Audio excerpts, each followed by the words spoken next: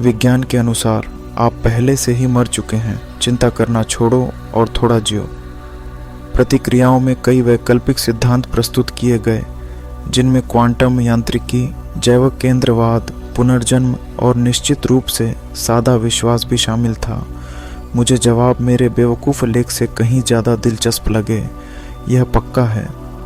मैंने अमृता के लिए नवीनतम छद्म वैज्ञानिक व्याख्या के बारे में बहुत कुछ सीखा।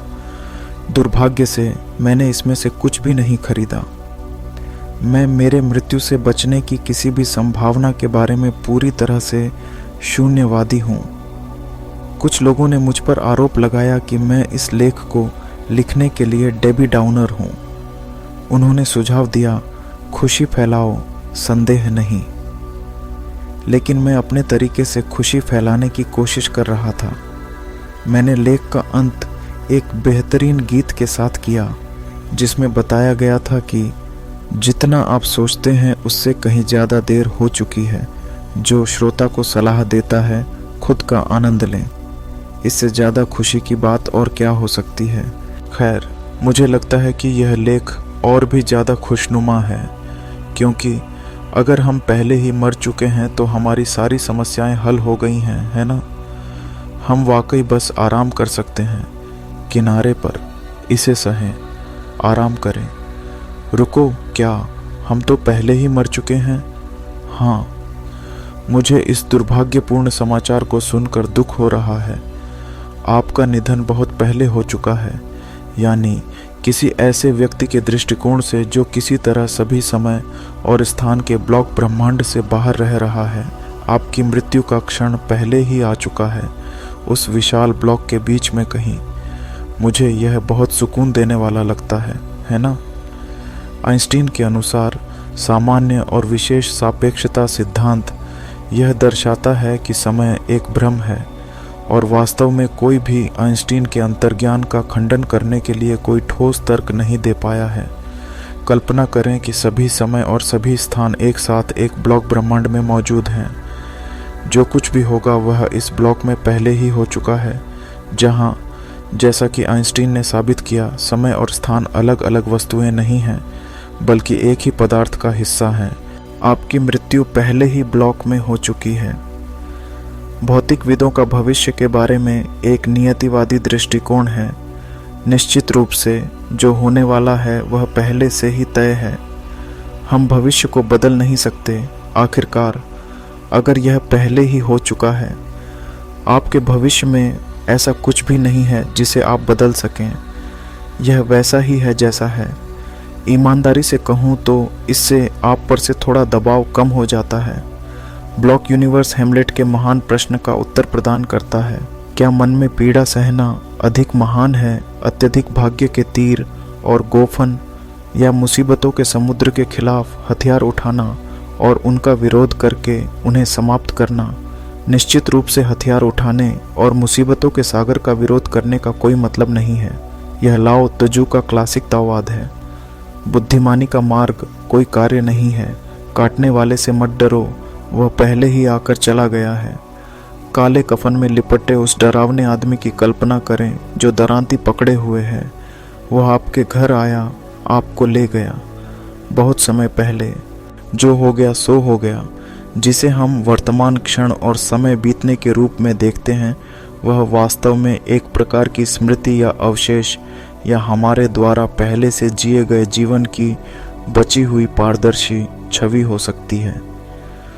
हमने यह जीवन बार बार अनंत काल तक जिया है। यह कुछ हद तक नीत्शे की शाश्वत पुनरावृत्ति की तरह है। इस बारे में अजीब बात यह है कि नीत्शे आइंस्टीन से कई दशक पहले थे, फिर भी वे एक ही पानी में तैर रहे थे। शाश्वतवाद शब्द का प्रयोग सभी समयों के एक साथ अस्तित्वमान होने के इस दार्शनिक दृष्टिकोण को वर्णित करने के लिए किया गया है, जो वर्तमानवाद के विपरीत है, जो कि वर्तमान के अतीत से भविष्य की ओर उभरने के शास्त्रीय दृष्टिकोण के समान है। वर्तमानवाद ठीक है, लेकिन जुए के उदाहरण का उपयोग करें तो इसका मतलब है कि एक दिन आपकी किस्मत खत्म हो जाएगी, क्योंकि वर्तमान 80 या उससे अधिक वर्षों तक चलता रहेगा।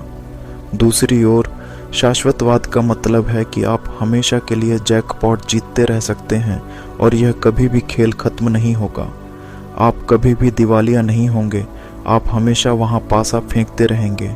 हाँ, इस ब्लॉक ब्रह्मांड में आप बार बार मरते हैं, लेकिन आप बार बार जीते भी हैं अनंत काल तक। वास्तव में मैं स्वर्ग के सबसे निकट की चीज के बारे में सोच सकता हूँ। इस लेख को लिखने के आरंभ में जो मेरे शून्यवाद के प्रति आस्था आधारित आपत्तियों का खंडन कर रहा था, कौन जानता था कि मैं आस्था की सबसे बड़ी छलांग लगाऊंगा जिसकी कल्पना भी नहीं की जा सकती। क्या होगा यदि यह क्षण जब आप यह शब्द पढ़ रहे हैं शुद्ध स्वर्ग का एक और टुकड़ा मात्र है। सारी चिंता समय की गलतफहमी से उपजती है। भविष्य के बारे में चिंता करना शाश्वतवाद में संभव नहीं है। अगर कुछ हो चुका है तो हम उसके बारे में कैसे चिंता कर सकते हैं। वर्तमानवाद की समस्या यह है कि यह मनुष्य को भय, पीड़ा और भय के उस शिखर पर खड़ा कर देता है जहां उसे लगता है कि क्या हो सकता है। यह रहने लायक जगह नहीं है। यहाँ बहुत खुशी है, यहाँ कोई डर नहीं है। क्या आप वास्तव में उस तरह रह सकते हैं? हाँ, यह है तरीका। अपने फ़ोन पर एक रिमाइंडर सेट करें जो आपके जागने के दिन के प्रत्येक घंटे के शुरू होने पर बज जाए।